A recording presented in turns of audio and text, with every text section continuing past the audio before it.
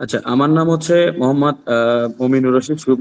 আমি physics department 19-20 সেশনের একজন শিক্ষার্থী। আর আমি জুলাই একজন আহত যোদ্ধা।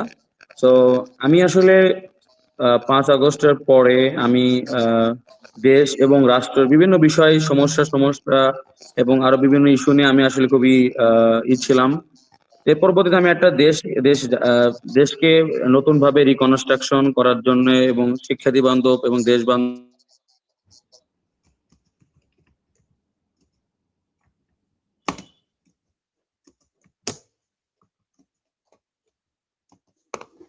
আপনি আসলে আমি কথায় না আসলে কাজের মাধ্যমে প্রমাণ করতে চাই। যেমন হচ্ছে আমি বিশ্ববিদ্যালয়ের যে শিক্ষার্থী বান্ধব কাজ করার জন্য আমি বিভিন্ন শিক্ষার্থীদের কাছে গিয়েছি এবং তারা বিভিন্ন বিষয়গুলোতে তারা তাদের সমস্যাগুলো জানিয়েছে। বিশেষ করে আমি যদি বলি শিক্ষা গবেষণায় আবাসন, পরিবহন এবং এভরিথিং বিভিন্ন সমস্যাগুলো তারা বিষয়গুলো বলেছে।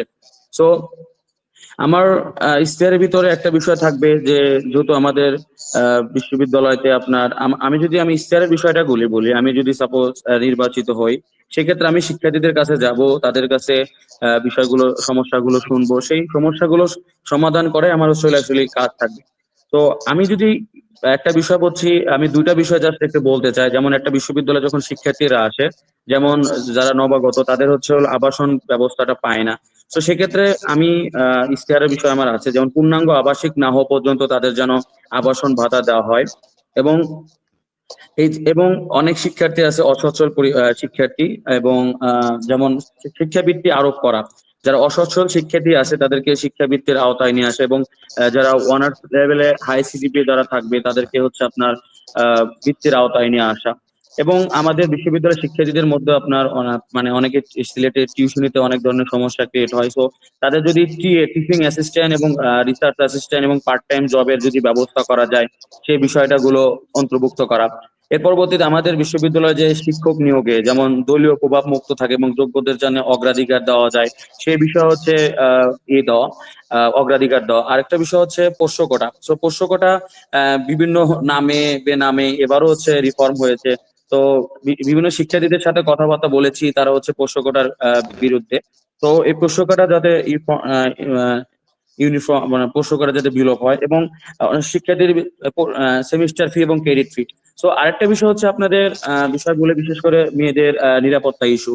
তো এখানে নারী শিক্ষার্থীদের হচ্ছে নিরাপত্তা ইস্যুর জন্য আমার ইয়েটা আছে, এবং যাতে হচ্ছে ক্যাম্পাসে নারীরা যে নিরাপত্তা নিয়ে এবং সম্মানের সহিত হচ্ছে ক্যাম্পাসে চলাফেরা করতে পারে, সেই বিষয়টা হচ্ছে বেশি জোরদার দেবো। এবং বিশেষ করে আমাদের ক্যাম্পাসে মেয়েদের হল এবং ছেলেদের হল, সেখানে হলো পানি, আবার মানে আপনার পানির সমস্যা কিছু আছে, সেগুলো কি করবো। এবং আপনি একটা জিনিস জানেন, আমাদের মেয়েদের হলের যে দুটা ফার্স্ট লেডিস হলে দুটো যে সাব হল আছে, সেখানে আপনার আহ, সামাদ এবং আমির, সেখানে হলো কি হয় যে তাদেরকে 2,000 টাকা করে তাদেরকে থাকতে হয়। তো সেক্ষেত্রে আমাদের দুটা হলের ফার্স্ট এবং সেকেন্ড হলের যে আপনার মানে যে ফ্যাসিলিটিস সাব হলে সেইগুলো ফ্যাসিলিটিস গুলো পায় না, সেই বিষয়ে হচ্ছে গুরুত্ব আরোপ করা হবে।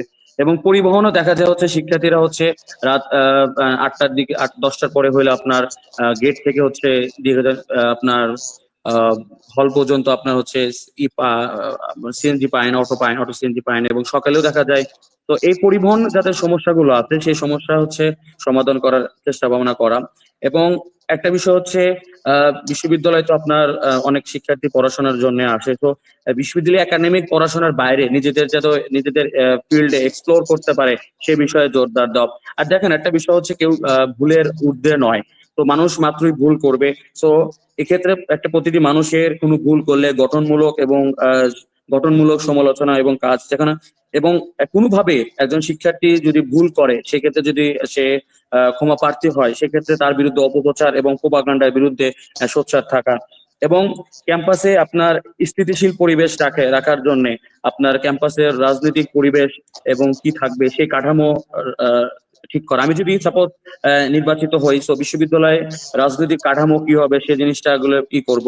সেক্ষেত্রে আপনার হচ্ছে বিশ্ববিদ্যালয় একাডেমিক এরিয়া এবং শাহপরান মানে হলগুলোতে রাজনৈতিক পরিবেশ কেমন হবে সেই জিনিসটা হচ্ছে নির্ধারণ করব। এবং সবার ভিতরে সহনশীলতা নিয়ে আসা, যেমন মতের অমিল থাকবে, বিভিন্ন মতের মানুষজন থাকবে, সো একে অপরের প্রতি যে আপনার সহনশীলতার মনোভাব সেই বিষয়টা হচ্ছে বাস্তবায়ন করার প্রচেষ্টা নিয়ে আসা। এবং একটা বিষয় হচ্ছে শুভ ভাই, আমরা আপনাকে একটা আপনার হুম। আমি কি লাস্ট একটা বিষয় বলতে শেষ যাচ্ছি করেন শুভ জাস্ট। ভাই, 30 আচ্ছা, সেকেন্ড। এবং 30 সেকেন্ড, হ্যাঁ। সাক্ষী হওয়াতে যারা ছাত্র প্রতিনিধি হতে চায় তারা শিক্ষার্থীদের বিভিন্ন ধরনের সমস্যা, এই সমস্যাগুলো বিশ্ববিদ্যালয় প্রশাসনের কাছে এবং রাষ্ট্রের কাছে তুলে ধরার জন্য অঙ্গীকারবদ্ধ। সো একাডেমিক ক্যালেন্ডার মতো ছাত্র সংসদ যাতে নিয়মিত প্রতি বছর হচ্ছে অনুষ্ঠিত হয় সেই বিষয়ে বিশ্ববিদ্যালয় প্রশাসনকে জোরদার করার চেষ্টা করা হবে। ধন্যবাদ। অনেক ধন্যবাদ শুভ ভাই, আপনি বিস্তারিত জানালেন যে কিভাবে শিক্ষার্থী বান্ধব এবং বিশ্ববিদ্যালয়ের একাডেমিক যে পরিবেশ